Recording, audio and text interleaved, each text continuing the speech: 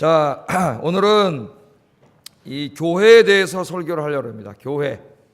제가 작년 연초에는 신문에다가 이런 교회를 좀 만들자 그래가지고 1월달, 2월달 이렇게 컬럼으로 2번을 쓴 적이 있는데, 오늘 이제 1월 둘째 주를 맞이해가지고 좀 이런 교회가 돼야 되겠다. 오늘 그런 설교를 좀 하려고 합니다. 하나님께서 기뻐하시는 교회의 모습, 그렇게 오늘 설교를 정해봤어요.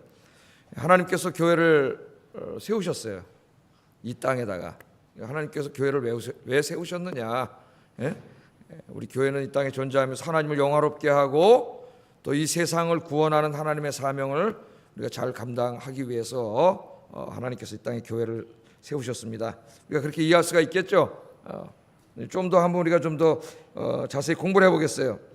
자, 교회를 우리가 이해하려면은 두 가지 질문에 답을 해야 됩니다. 교회가 뭐냐?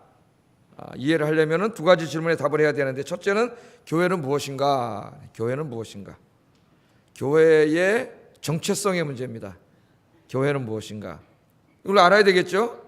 교회가 뭐죠? 교회가 뭐예요? 여러분은 누굽니까? 그럼 여러분은 누구세요? 여러분은 나는 누구지? 나의 정체성을 알아야, 그죠? 내가 누구인지를 알아야 내 인생을 바로 살아갈 수가 있어요. 내가 누군지도 모르고 어떻게 인생을 바로 살아갑니까? 한 개인이 바른 인생을 살기 위해서도 올바른 정체성이 있어야 되고, 이 교회도 마찬가지예요. 그래서 이 교회가 무엇인가를 알아야 되는데, 교회는 뭐냐 하면은 구원받은 하나님의 백성들이 하나님을 예배하기 위해서 모인 모임이 교회예요. 그러니까 이 교회 건물도 우리가 교회라고 할 수 있지만, 아영교라고 붙여놨지만, 그 교회의 더 본질적인 의미는 이 벽돌로 지은 건물이 아니라 누구예요? 구원받은 바로 여러분들, 하나님의 백성들이죠. 하나님의 백성들이 하나님을 예배하기 위해서 이렇게 모인 모임을 교회라 그래요. 그러니까 이 건물이 없어도 여러분들이 모여서 하나님을 예배드리면 거기가 뭐가 돼요? 교회가 되죠. 교회가 되는 거예요. 천막 치고 예배 드려도 거기 교회가 되고, 옛날엔 그래서 교회 개척할 때 다 누군가 집을 하나님께 드려가지고 그 집에서 한 10명 뭐 이렇게 목사님 오셔가지고 예배를 시작해서 그게 교회가 된 게 우리나라에 굉장히 많습니다. 이게 모이면 그게 교회가 되는 거죠. 이게 교회예요. 자, 그러면 교회는 왜 존재하는가? 교회가 무엇인지 이제 알았는데, 교회는 이 땅에 왜 존재하는가? 그런 생각을 한번 해봤나요? 그래야 교회가 올바른 방향을 잡고 하나님 기뻐하시는 교회의 모습으로 나갈 수 있습니다. 교회는 이 땅에 왜 존재하는가? 두 가지를 우리가 이게 얘기하기 전에, 교회는 이 땅에 왜 존재하는가? 그럼 이 세상에 하나님의 영광을 드러내기 위해서 존재합니다. 하나님의 영광을 드러내요. 그러니까 하나님의 영광을 드러낸다는 말은 하나님이 존재하신다고 하는 것을 세상 사람들에게 알려주기 위해서 교회가 존재하는 거예요. 왜 알려줘야 될까요? 세상 사람들은 몰라요. 하나님이 계신지를 모르잖아요. 그죠? 그렇기 때문에 하나님을 믿지 않아요. 그래서 요새는 그게 극단으로 가가지고 무신론자들, 아니 하나님이 이렇게 살아계시는데, 아니 우주와 이 지구와 이 인간의 생명을 창조하신 그 하나님이 살아계시는데 그 하나님이 없다 그래. 그 하나님 없다 그래. 예? 하나님 없는데 그 사람들이 하나님 믿겠어요? 그러니까 우리 교회는 하나님 있다고 왜 만들어놨어요? 하나님이 없는 게 아니고 하나님이 존재하신다는 것을 세상에 드러내기 위해서, 그걸 하나님의 영광을 드러낸다 그래요. 이 교회는 존재합니다. 그래서 이제 이 두 가지가 다 중요해요. 교회는 무엇인가? 하나님의 백성들이 모여서 하나님을 예배하면서 하나님이 존재함을 세상에 드러내는 게 교회예요. 보여주는 게. 그렇다면은 이 교회가 하나님이 존재하심을 세상에 보여주기 위해서는 어떤 일을 해야 되느냐? 첫째는 예배를 드려야 돼요. 예배함이에요. 예배함. 둘째는 우리의 입술을 통해서 하나님이 살아계시다는 것을 이야기해야 돼요. 선교예요. 선교. 예배와 선교입니다. 그래서 우리가 이렇게 오늘 주일이잖아요. 그죠? 11시에 교인들이, 크리스천들이 다 이제 옷 입고 이쁘게 착 하고 이러고 이제 탁 와서 교회로 오셨어요. 그럼 여러분 옆에 있는 그 교회 안 다니는 분들이 여러분이 와서 이렇게 교회 와서 예배드리잖아요. 주일마다 예배드리는 모습을 보고 뭘 알아요? 아, 저 사람들은 하나님을 믿는구나. 하나님께 예배드리러 가는구나. 자기가 믿든 안 믿든 하나님에 대한 개념을 갖게 돼요. 그죠? 수요일 날도 여러분이 교회 오면 안 믿는 사람들이 하나님을 저 사람들이 이렇게 믿는구나. 그래서 하나님에 대한 개념을 갖게 된다고. 수요일, 금요일, 새벽 예배 매일 오는 사람들, 옆에 사는 사람은 더 복받은 사람이에요. 그 사람 더 강력하게 느껴요. 아니, 저 사람 새벽에 잠도 안 자고 저 맨날 저 교회 가서 하나님이라고 하는 어떤 그분에게 예배를 드리고 기도를 한다는데, 그래서 이 예배는 우리 자신만을 위한 게 아니라 하나님을 세상에 보여주는 선교적인 의미도 있어요. 예배가 중요합니다. 여러분이 예배 드리는 게 중요해요. 그리고 우리 입술을 통해서 이 하나님 살아계심을 이야기하는 게, 그게 뭐예요? 전도하는 거죠. 그게 선교예요. 선교입니다. 그래서 교회의 중요한 존재 이유는 하나님을 예배하고 선교하는 거예요. 이 선교는 이제 물론 그 안에 굉장히 다양한 포괄적인 개념이 있어요. 전도만 하는 게 아니라 이 땅에 뭐 평화와 자유와 정의와 이런 것을 이루어가는 것도 다 선교예요. 이제 선교는 굉장히 큰 개념이 있습니다. 자, 이렇게 교회가 예배와 선교를 위해서 통하여 온 땅에 하나님의 영광을 드러내는 교회가 되어야 되는데, 그런 교회가 되기 위해서는 교회가 반드시 갖추어야 될 모습이 있습니다. 모습이 있어요. 아무렇게나 자기 마음대로 막 살아가는 사람들이 그냥 저 바깥에서 막 자기 마음대로 막 살아가고, 그런 사람들이 교회 와서 주일날 예배드리고 그러면 여러분 어떻게 되겠어요? 맨날 싸우고 그냥 폭력이나 휘두르고 욕하고 이런 사람들이 교회 와서 예배드리면 어떻게 되겠어요? 그래서 이 교회는 하나님을 예배하고 선교함을 통해 세상에 하나님 영광을 드러내야 되는데, 그런 교회가 되기 위해서는 교회에 두 가지 특징이 있어야 돼요. 하나는 뭐냐면은 거룩이에요. 교회는 거룩한 교회가 돼야 돼요. 거룩은 뭡니까? 세상과 구별돼 죄를 멀리하고, 그죠? 죄 짓지 않고 깨끗한, 정숙한, 깨끗한, 거룩한, 그런 거룩한 교회가 되어야 됩니다. 세상 사람들과는 완전히 다른 그런 거룩한 교회가 되어야 돼요. 그 다음에 두 번째는 사랑하는 교회가 되어야 돼요. 서로 사랑하는 교회.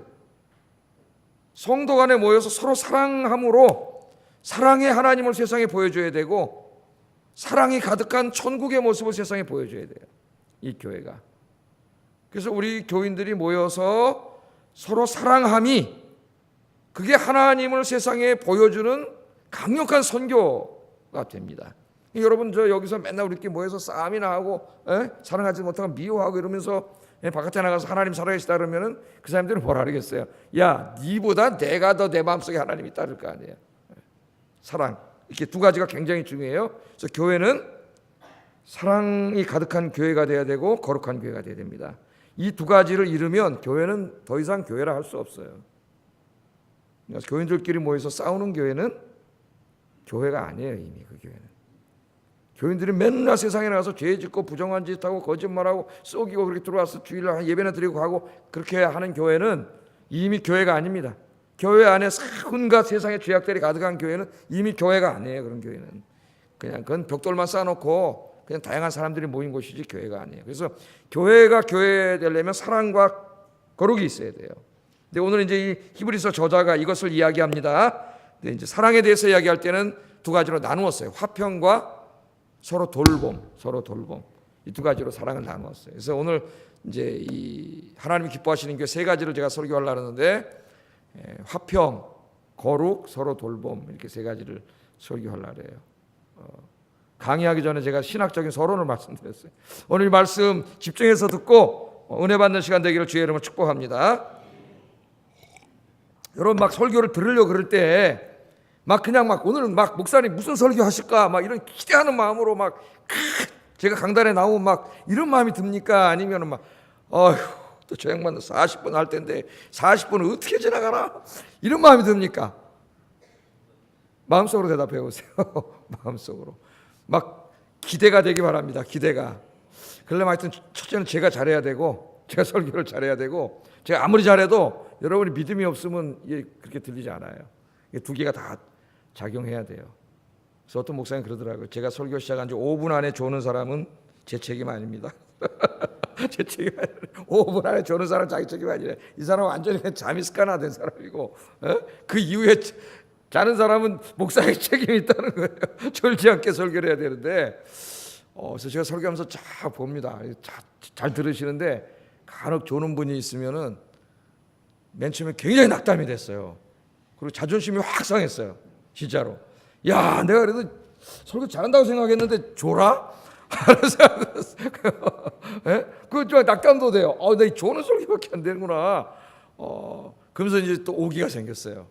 야, 저 사람까지도 졸지 않게 한번 해보자. 저 사람까지도 졸지 않게 해보자. 하여튼 하나님의 은혜가 있기 바랍니다. 기대감 속에. 자, 첫째, 하나님께서는 하나님의 교회를 우리에게 맡기셨는데 화평한 교회를 만들려고 하세요. 화평한 교회, 화평한 교회입니다. 우리 14절 한번 읽어보겠습니다. 시작.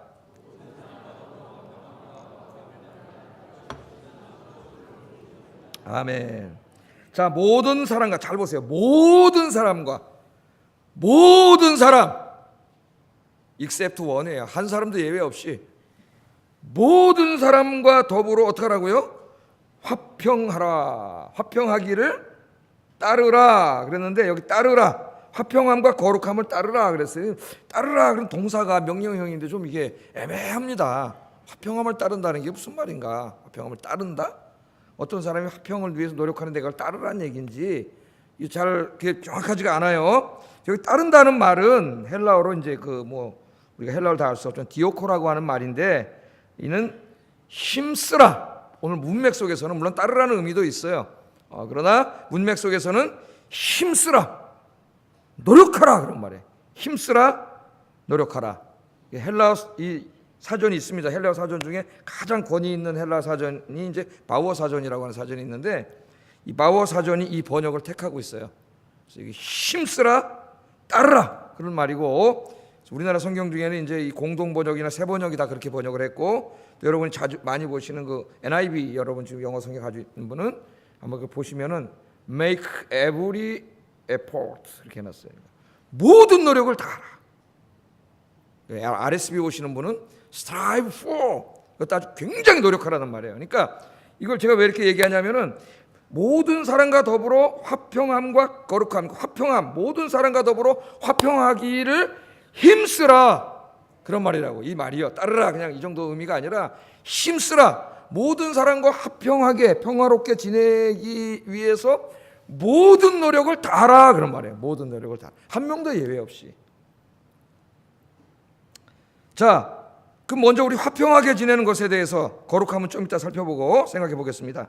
자, 하나님께서는 그리스도인들이 교회 공동체 안에서 모든 사람과 화평하게 지내기를 힘쓰라고 이야기해요. 힘쓰라, 여기 힘쓰라, 노력하라. 이거 왜 힘쓰라 그랬을까요? 언제 힘써요? 쉬운 일 할 때는 힘쓰지 않잖아요. 이 힘들다는 얘기예요. 교회 공동체 안에 이렇게 많은 분들이 와서 이제 오늘 예배를 드리시고 식사도 하시고 교제를 하시고 이러는데, 우리 모든 사람들이 이렇게 모여 있어요. 우리가 죄인들이에요. 죄성을 가지고 있어요. 이 모든 사람들과 이 화평을 이루기가 쉽지가 않다는 거예요. 쉽지가 않아요. 자, 여러분 이렇게 같이 살다 보면은 나에게 잘못한 사람이, 부부간에도 그러는데 나에게 잘못한 사람이 있어요. 부부간에도 잘못하면 어떻게 해 그날? 싸우잖아. 화평이 깨진 거예요. 그 집에 화평을 깨면 안 돼요. 이제 그 가정에서도 화평을 이루어야 되고, 여러분 직장에 가서도 화평을 이루어야 돼요. 오늘 강조는 교회 안에서 먼저 화평을 이루라는 거예요. 나에게 잘못한 사람이 있어요. 있어요, 없어요? 하다 보면 잘못한 사람이 있습니다. 그 잘못한 사람 어떻게 해야 돼요? 근데 용서하지 않으면 화평할 수가 없어요. 꼴보기 싫어져요. 그죠? 나에게 또 상처를 주거나 기분 나쁘게 한 사람이 있어요. 기분이 확 나빠져요. 그럼 집에 가면 자꾸 그 사람 생각나잖아요. 미워지고 내 마음에 불편한 마음이 생기고, 그럼 나중에 같이 일을 할 수가 있겠어요, 그 사람하고? 그런 문제가 생겨요. 이런 사람들을 어떻게 하냐면 화평하려면 용서해야 돼요. 용서. 화평은 용서하지 않으면 화평할 수가 없습니다. 부부간에도 그죠? 아까 잘못한 거 계속 뒤끝이 있으면 계속 싸워야 돼요. 그래서 어떤 부분은 한 번 싸우면 한 달이 가는 사람도 있다 그래요. 말을 안 해 서로. 그러지 말라 그랬죠, 제가. 누가 먼저 미안하다 그랬어요? 남편이 먼저 그랬어요. 남자가 째째하게 이겨서 뭐 하겠다고. 저는 하여튼 좀 그러다가 금방 미안해. 저 양반이 나한테 미안하다는 적 없는 것 같아. 내가 먼저 미안해 그 말이지. 예? 이게 교회 안에서도 우리 용서해야 돼. 또 일하다 보면 나와 성격이 다른 사람이 있습니다. 성격이 참 달라요. 성격이 다르면 힘들어요. 같이 일하기가. 그죠? 예? 기질, 성품, 일하는 방식 이런 게 달라요. 저는 이 기질 테스트를 해보니까 담즙질이 제일 많고 그 다음에 다혈질이 좀 있고 우울질도 있어요 저한테. 근데 요새는 우울질이 더 세져가지고 굉장히 센티멘탈해졌어요. 꽃을 보면서 눈물이 나고 시가 좋아지고 어떨 때는 막 그냥 노래를 듣다가 눈물이 나고 이제 여성성이 살아났다 그러는데 나이가 먹을수록 우울질이 있어요. 그래서 저는 일하는데 이상하게 일할 때 내가 제일 힘든 사람이 누구냐면 점액질을 가진 사람이에요. 점액질의 장점이 많지만 단점이 뭐냐면은 일을 제때 안 하는 거죠. 여러분 다혈질은 어때요? 팍팍 튀어야 돼. 조직적으로 착착. 담즙질은 어떻게 돼요? 착착 기획이 되고 착착 돼서 착착 일을 하나 시키면 이렇게 돼야 되는데 이 점액질이 강한 사람은 이게 안 돼요. 됐어? 아직 안 됐는데. 그럼 어떻게 될까요? 화가 확 나죠 그냥. 네? 엄청나게 화가 나지. 근데 이상하게 하나님 저한테 점액질을 많이 붙여주더라고. 점액질을 인격 수련을 굉장히 많이 했어요. 참는 것을. 그래서 옛날에 어떤 목사님, 이제 후배 목사님이 가다, 야, 나한테 혼나서 힘들지? 그러니까, 네, 그래. 나는 더 힘들다. 그랬더니, 알고 있습니다. 지금 자기가 알아요. 남을 힘들게 한다는 거. 혼나는 사람은 힘든 게 아니라 그 일이 안 되는 걸 보는 이상은 더 힘들어요. 그러니까 이런 게 있단 말이에요. 교회 안에 하다 보면. 이 화평하기가 쉽지가 않아요. 같이 일하기도 쉽지 않고. 서로 이럴 때 어떻게 이해해줘야 되고 서로 용납해줘야 되고 서로 받아줘야 되고 그렇습니다. 나를 화내게 하는 사람에 대해서도 오래 참아줘야 되고 이런 일들이 우리 같이 교회 일을 하고 봉사를 하기 때문에 뭐 몇 명이 모여서 회의하다가도 화가 나고 그러잖아요. 예? 화평하기가 이게 쉽지가 않기 때문에 화평이 깨지기가 너무 쉬워요. 그런데 이런 작은 일 화평이 깨지면 그 다음에 하나님의 교회가 깨져버리기 때문에 사랑이 깨지기 때문에 우리 하나님 그걸 너무나 잘하시고 모든 사람이라 그랬어요. 모든 사람과 더불어 화평하기를 어떻게 하라고요? 힘쓰라. 노력하라 그래요. 노력해야 돼요 우리가. 저 자신부터. 오늘 화평하기 위해 힘쓰는 여러분 되기를 주의 이름으로 축복합니다.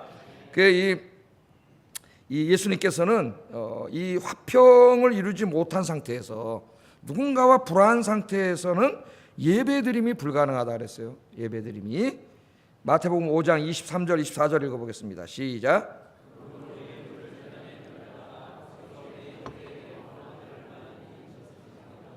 예물을 제단 앞에 두고 먼저 가서 형제와 화목하고 그 후에 와서 예물을 드리라. 아멘. 하나님 앞에 가서 이제 옛날 말하면 제사죠. 예배를 드리고 하나님께 예물을 드리려 그러는데 내가 아직 용서하지 못하고 막 평화하지 못한 이 불화하고 있는 사람이 생각이 나면은 먼저 예물을 놓고 가서 그 사람하고 가서 어떻게 화해하고 화평을 이룬 다음에 와서 예배를 드리라는 거예요. 그렇지 않으면 그 예배가 예배될 수 없다는 거예요. 예배될 수 없어. 하나님이 죄인된 우리, 원수된 우리들을 용서하시고 화목해 하셨잖아요. 예? 화해의 손을 내밀어 주셨잖아요. 그죠? 그런 것처럼 하나님과 화해한 사람은 이제 다른 사람과 화해해야 돼요. 다른 사람과. 그래서 화해하도록 노력해야 돼요. 이 화평을 깨면 안 됩니다. 뭘 하는데 화평을 깨 자꾸 평화를 깨. 이 사람은 문제가 있는 사람이에요. 평을 깨는 사람. 그래서 이 사도 바울도 서로 분열하고 갈등하고 있는 로마 교인들에게 이렇게 간절하게 권고를 하는데 로마서 12장 18절 읽어보겠습니다. 시작. 아멘. 할 수 있거든. 가능하다면 모든 사람과 더불어 화목하라. 모든 사람. 중요합니다, 여러분. 여기 또 뭐가 강조돼요? 모든 사람 한 명도 예외 없이. 난 저 사람하고는 아니야. 그렇게 하지 말라는 거예요. 모든 사람과 더불어 화목해라.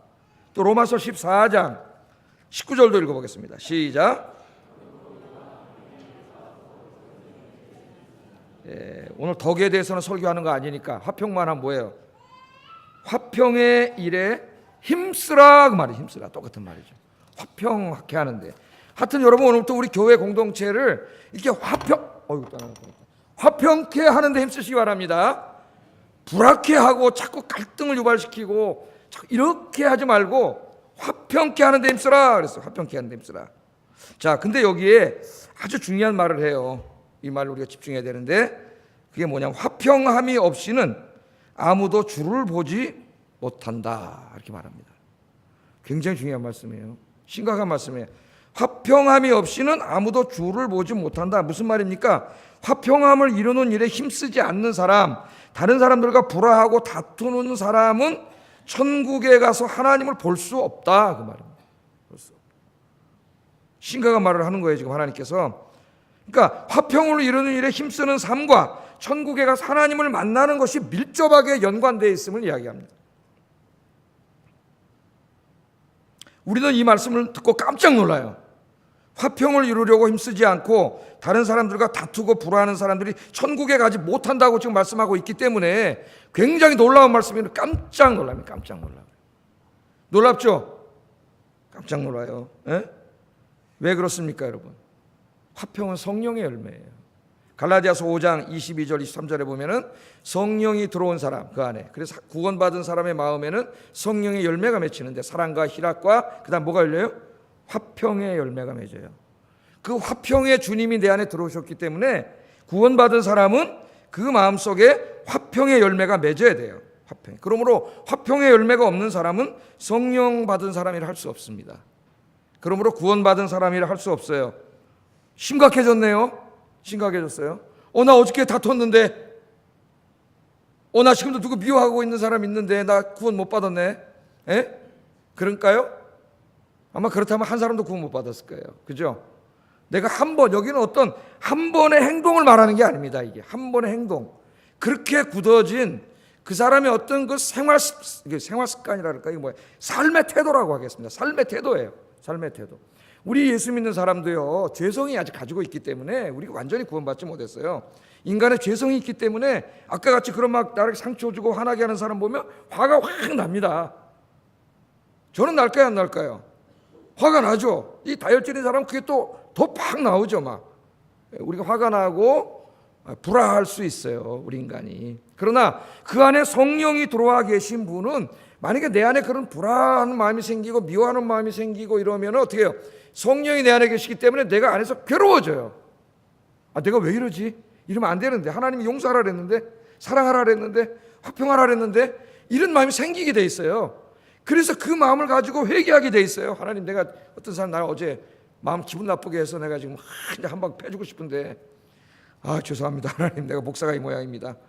사랑할 수 있게 해주세요. 용서할 수 있게 해주세요. 이렇게 구원받은 사람은 이런 마음이 있어요. 그러나 구원받지 못한 사람, 성령이 없는 사람은 이런 게 없습니다.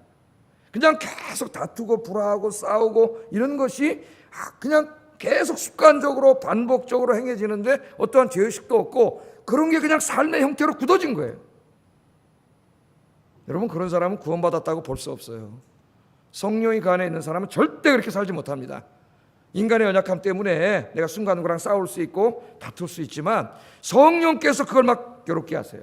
괴롭게 하세요. 그래서 예수님도 똑같은 말씀하셨어요. 마태복음 5장 5절 읽어보겠습니다. 시작.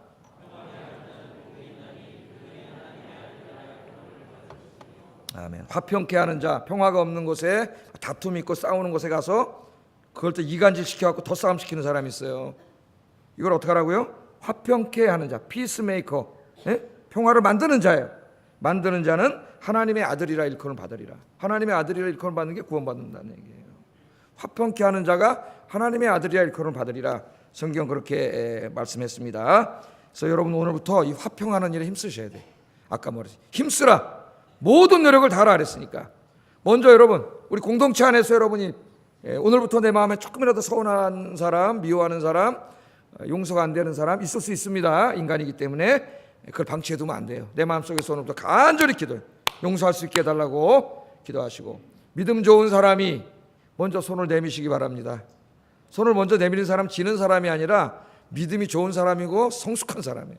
성숙한 사람. 그건 정말 힘든 일인데 정말 먼저 손을 내미는 사람은 그 사람 성숙한 사람이에요. 믿음이 좋은 사람이에요.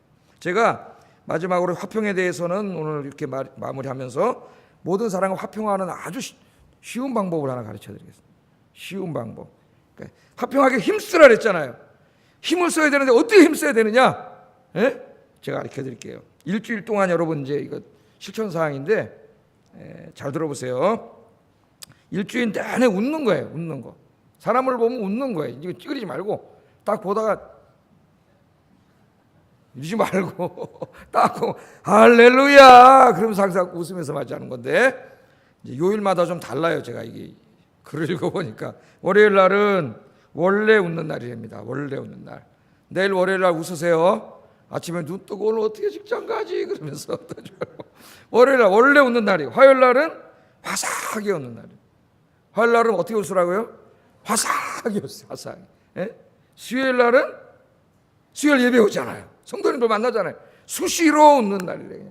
수요일 날 그냥 보면서 웃어요. 그냥 수시로. 예?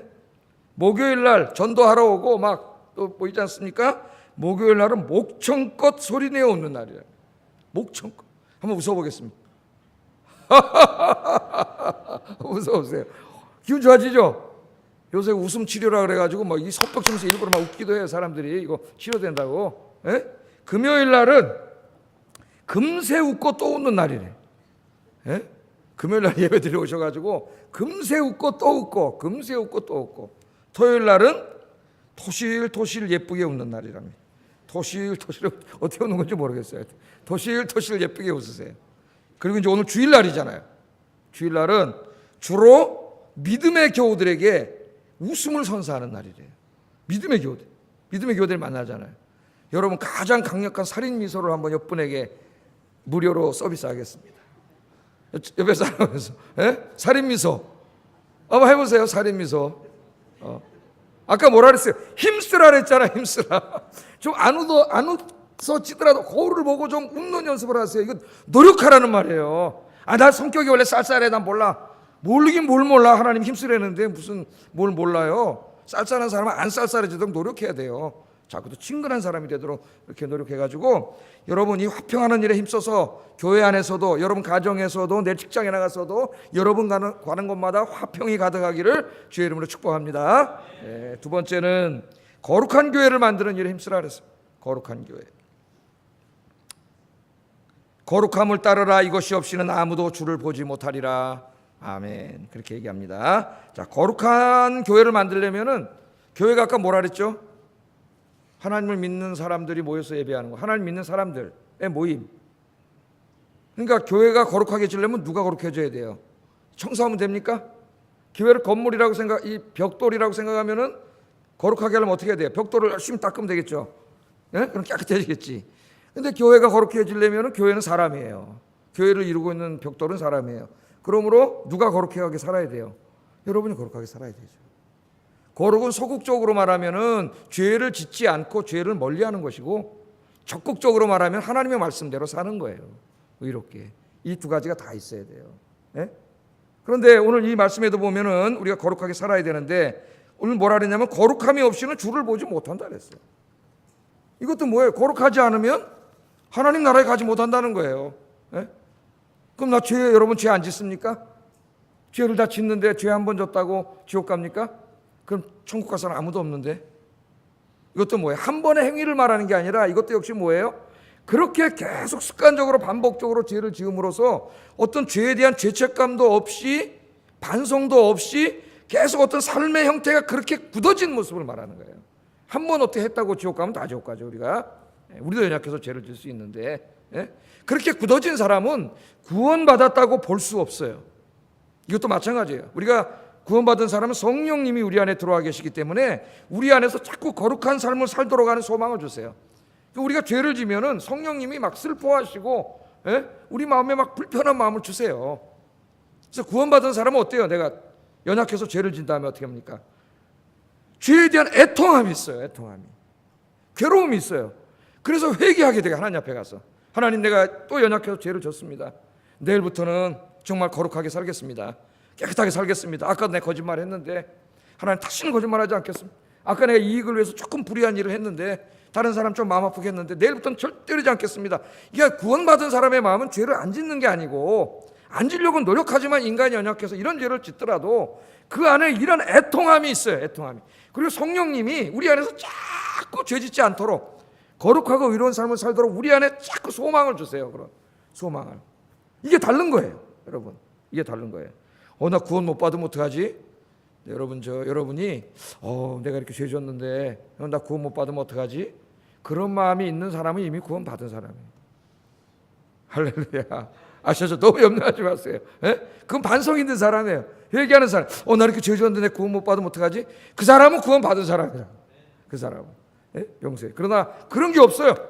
그래서 여러분 요한복음 9장에 보면은 가늠하다 붙잡혀온 여인, 이 교회론에 대해서 아주 가르쳐준 중요한 얘기예요. 이게 예? 잡혀오니까 사람들이 다 모세율법에 의하면 돌로 때려 죽이라 그랬는데 어떻게 해야 됩니까? 예수님 시험하려고 했더니 예수님이 죄 없는 자가 돌로 쳐라.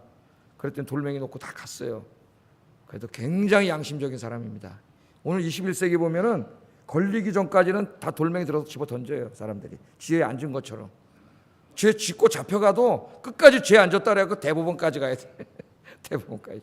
그래도 예수님이 죄 없는 자가 돌로 쳐라 할 때 돌멩이 놓고 간 사람 훌륭한 사람이에요. 갔어요. 그때 예수님이 와가지고 뭐라 그럽니까? 요한복음 8장 11절 중요합니다. 읽어보겠습니다. 시작. 예, 나도 너를 정죄하지 아니하노라. 예수님 용서해 주신 겁니다. 용서. 그러니까 이 교회는 예수님은 이 세상에 어떠한 죄를 지은 사람이 오더라도 우리 예수님은 배타하지 않으세요. 다 용서해 주세요.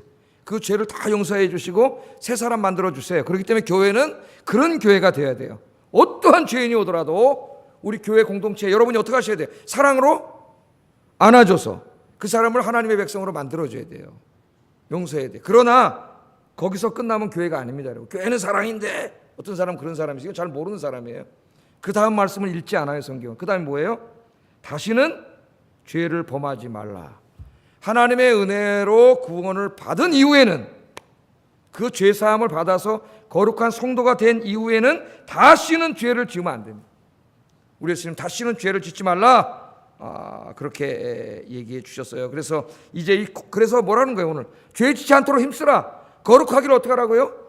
힘쓰라. 죄 짓지 않기 위해서 모든 노력을 다하라. 그렇게 얘기합니다. 사도 바울은 고린도 교인들에게 이렇게 권고했습니다. 고린도후서 7장 1절 읽어봅니다. 시작.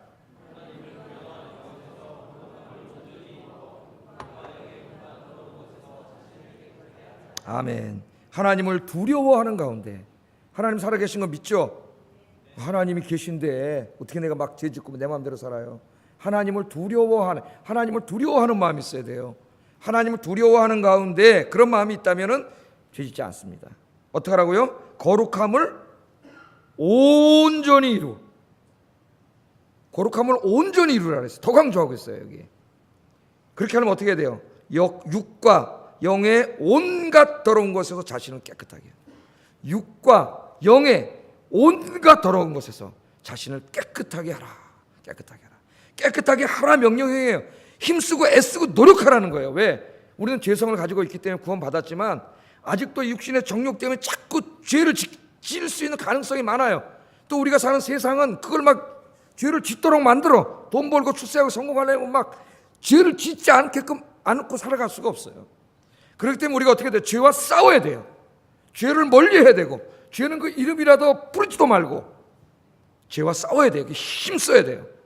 그래서 여러분 내일부터 나가면 전쟁이에요. 전쟁. 그게 영적인 전쟁이에요. 승리하시기를 주의 이름으로 축복합니다. 에베소 5장 3절도 읽어보겠습니다. 시작. 예. 아멘. 음행과 온갖 더러운 것과 탐욕은 너희 중에서 어떻게 하라? 그 이름도 부르지 말라 그랬어요. 입에 담지도 말라 그 말이에요. 입술로 범죄합니다. 입에 담지 마세요. 입술로도 이상한 소리 하지 마세요. 그 마음의 거울이에요. 그래서 그런 거는 하여튼 죄악에 관한 거는 입에 담지도 마세요. 입에 담지도. 오늘 성경에 그러잖아요. 그렇게 하는 게 성도에게 마땅한 바니라. 왜? 우리가 성도잖아요. 성도. 거룩한 하나님의 백성이잖아요. 거룩한 백성에게 마땅한 바다. 우리 하나님이 뭐라 그랬습니까? 내가 거룩하니 너희도 거룩하라 그랬어요. 하나님 거룩하신 분이에요. 그렇기 때문에 그 거룩하신 하나님께 나와서 가까이 와서 예배하는 여러분들은 더욱 어떻게 돼요? 거룩해야 돼요. 하나님 거룩하시기 때문에 거룩하지 않은 곳에 있지 않습니다. 죄악이 가득한 곳에 있지 않아요. 우리 에스겔 공부하면서 공부했잖아요. 수요일날 그 예루살렘 성전이 예배드리는 곳인데 그곳에 안에서 서로 싸우고 죄짓고 우상 숭배하고 이 성전이 더러워지니까 어떻게 합니까? 하나님이 영광이 떠나시죠. 에스겔 10장 11장 하나님의 영광이 동쪽 문으로 쫙 나가 떠나셨어요. 왜? 하나님은 거룩한 분이기 때문에 죄악 가운데 계시지 못해요.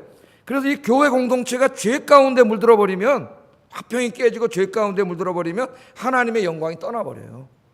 오늘날 그런 교회가 많습니다. 하나님의 영광이 떠나버리면은 여기는 그냥 벽돌밖에 없는 거고 그 안에 온갖 죄인들 잡당들이 모여서 싸우고 지지고 먹는 그런 거밖에 안 돼요. 지옥이 되는 거예요. 지옥이. 네? 하나님의 영광이 있어야 돼요. 그래서 우리가 하나님께로 기도와 말씀으로 자꾸 가까이 갈수록 그 거룩함의 영광의 빛이 환하기 때문에 나의 아주 작은 죄까지 다 드러나요. 그렇죠, 여러분? 빛이 어두우면은 대충 뭐 이렇게 더러워도 잘 안 보입니다. 그죠? 근데 제가 이렇게 하얀 와이셔츠를 입었는데 이게 이제 빛이 이게 이 정도가 아니라 환한 조명, 막 영화 찍는 조명 밑에 딱 갖다 대면은 뭐가 보일지도 몰라요. 그러니까 밝은 빛으로 갈수록 어때요? 조그만 점도 다 보이잖아요. 그죠? 요새 그 막 텔레비전 이 브라운 뭐라니까 이게 LED 화면이라는 뭐 이게 너무나 좋아져가지고 선명해져가지고 여배우들이 너무 힘들다 그러잖아요. 예? 옛날에 흑백할 때는 보이지도 않던 기미 주근깨가 다 보여가지고 잔주름이 이거를 막 화장을 떡을 칠해야 돼 막. 피부가 다 망가지겠죠 막.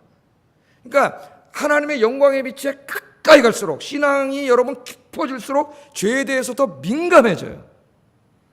그래서 내가 어떤 사람을 조금 미워하는 마음만 들어도 괴롭습니다. 당연한 거예요. 왜? 너무나 거룩한 빛 속에 들어갔기 때문에 괴로워요. 그래서 회개하게 돼 있어요. 그러나 하나님으로부터 멀어지면 빛으로부터 멀어지면 어두컴컴한 데로 자기가 가기 때문에 아무리 더러워도 더러운지도 몰라. 이만한 죄를 짓고도 죄인지도 몰라. 왜? 안 보여. 다 더러워. 옆에 사람 어차피 다 더러워요. 여러분 빛이 비치면 어둠도 물러가지만 더 중요한 건 어둠 속에 갇혀있던 죄악이 드러나요. 그래서 우리 교회 공동체가 거룩한 교회가 되잖아요. 하나님의 영광이 쫙 임해서 거룩한 교회가 될수록 이 어두운 죄악이 드러나서 견딜 수가 없어요. 여기 잊지 못해요. 떠납니다. 여기 잊지 못해요. 왜? 하나님의 거룩함이 드러나기 때문에. 오늘 하나님 뭐라 그러냐면은 너희 교회가 이렇게 거룩하게 되기를 힘쓰라 그랬어요. 이것도 쉽지 않은 일이기 때문에 힘쓰라 그랬어요. 힘쓰시기를 주의 이름으로 축복합니다. 자, 이렇게 하고 이제 설교를 마쳐도 되는데 오늘 히브리서 저자가 한 가지를 더 얘기를 합니다. 자, 우리가 이렇게 서로 사랑하고 화평하고 용서하고 살아야 되고 죄 짓지 않고 거룩하게 살아야 되는데 나만 그렇게 산다고 다 끝난 게 아니라는 거예요. 왜? 교회이기 때문에 이제 교회를 왜 만들어 놓으셨는가를 가르쳐 주는 거예요. 그냥 개인이면 나만 잘하면 돼. 개인 경건 생활만 잘하면 돼요. 저 산속에 들어가서 하든지 말든지. 근데 하나님은 그렇게 하지 않으셨어요. 교회를 만들어 주셨어요. 같이 신앙생활하게 하셨어요. 그래서 이제는 어떻게 하겠냐, 믿음이 있는 사람들이 이렇게 살지 못하는 사람들을 좀 돌봐줘야 돼요. 돌봐줘. 그래서 올바른 신앙의 길로 돌아오도록 돌봐주라 그래요. 세 번째가 바로 이거예요. 15절 16절 읽어보겠습니다. 시작.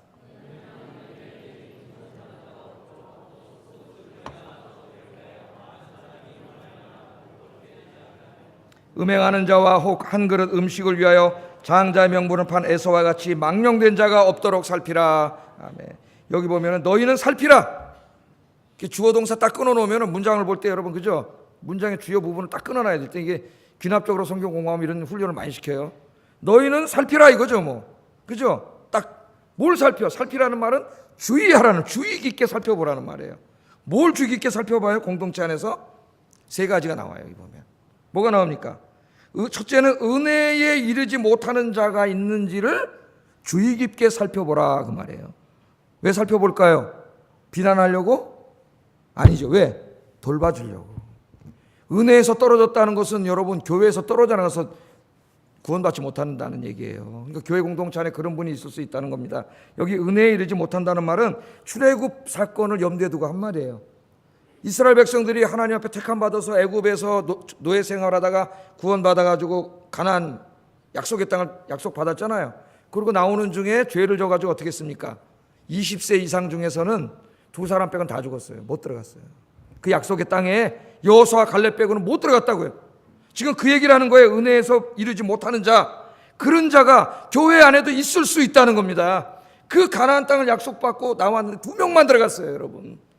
물론 20세 이하 아이들은 들어갔지만 어른들은 20세 이상은 2명밖에 못 들어갔어요.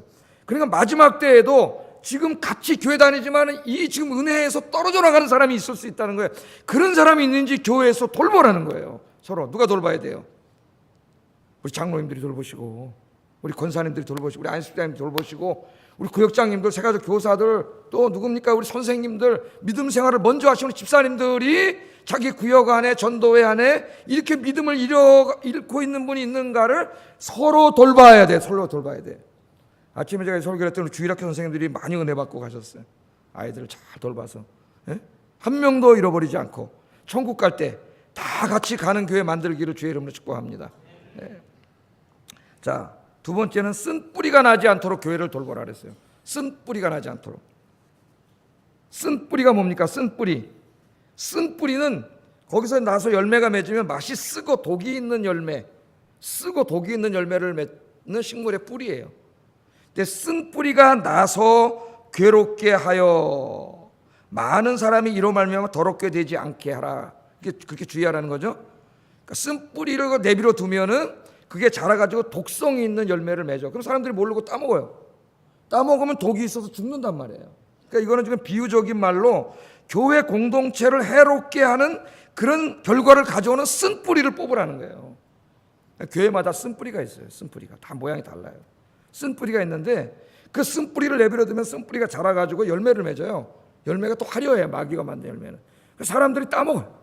따먹으면 죽어요. 그 쓴 뿌리가 자라가지고 이 죄악은 금방 확장성이 굉장히 빠르고 큽니다. 소근소근하면서 그냥 쫙.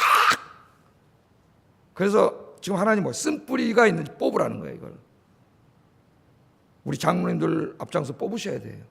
교회 안에 쓴 뿌리, 누구 소근 공동체를 파괴시키는 그런 쓴 뿌리가 있는지를 어떻게 하라고요? 주의 깊게 살펴보고 그런 걸 뽑아야 돼요. 그래서 교회 측분자들, 믿음 있는 분들이 믿음 없는 사람이 이런 얘기를 하면 어떻게 돼요?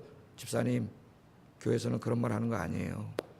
이렇게 딱 얘기를 해주는 그런 분이 어른이야. 어른. 나이만 많다고 어른이 아니에요. 그런 사람이 교회 어른이에요. 교회는 그런 성숙한 어른이 있어야 돼요. 같이 그냥 귀를 대고 그래? 이건 어린애들. 우리 아영교회에 성숙한 어른들이 많아서 쓴 뿌리를 다 뽑아내고 단뿌리만 성령의 열매만 맺는 교회 만들기를 주의 이름으로 축복합니다.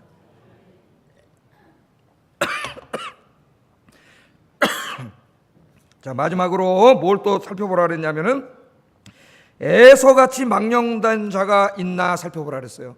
에서같이 망령된 자. 아까 그 은혜에서 떨어져가는 자하고 좀 비슷한데 좀 달라요. 그건 믿음을 잃고 교회 안 나오는 사람을 말하는 것이고, 여기는 에서같이 망령된 자는 교회는 나오는데 참다운 신앙생활을 안 하는 사람이에요. 에서가 누군지 여러분 잘 아시죠? 그 이방 여자랑 결혼해서 막 음행을 저지른 사람이고, 또 어떻게 하나님의 축복의 통로인 장자권을 그까진 배고파서 먹는 팥죽 한 그릇만도 못하게 여긴 사람이에요. 그것을 아주 하찮은 것으로 여긴 그런 사람입니다. 그런데 교회 안에 그런 사람이 많다는 거예요. 교회 안에. 교회 안에 그런 사람이 많다는 거예요. 그래서 돈 조금 더 벌려고, 세상에서 조금 더 성공하고 출세하려고, 이 땅의 것들을 좀 더 소유하려고, 세상의 것들을 좀 더 즐기려고 하나님의 축복의 이 통로요 수단인 예배와 기도와 말씀 묵상하는 시간을 이걸 소홀히 여기는 사람, 이것을 별로 중요하게 여기지 않는 사람들이 있다는 거예요. 이런 것들을 굉장히 하찮게 여기는 사람들이 있다는 거예요. 공동체 안에.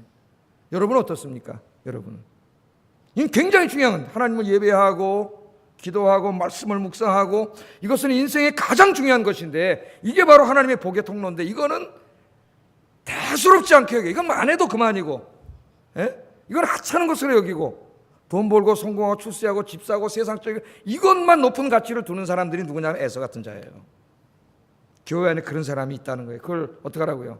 주위에서 지켜보고 성숙한 믿음의 사람들이 도와주라는 거예요. 바른 신앙의 길을 갈 수 있도록 도와주라는 거예요.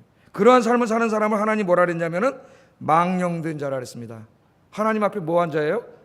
망령된. 이 세상에서는 똑똑한 사람일지 모르지만 하나님 앞에 망령된 자예요. 그래서 에서에 대해서 이런 결론을 내려 17절 읽어봅니다. 시작.